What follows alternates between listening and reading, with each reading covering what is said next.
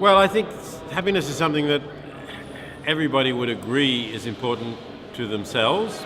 People prefer being happy to being unhappy. And I think we can generalize that. If we think that about ourselves, we should be prepared to think about any creature, that it's better to be happy than unhappy. It's better not to suffer than to suffer.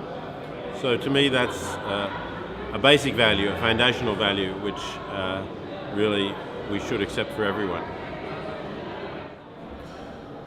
The climate crisis is perhaps the biggest and most serious crisis that we face as a planet, that we need to deal with on a global level, because it has the potential to really make billions of people homeless, make them become climate refugees, because places where they live might become too hot to be inhabitable, or may lead to changes in rainfall patterns that mean they can no longer grow crops.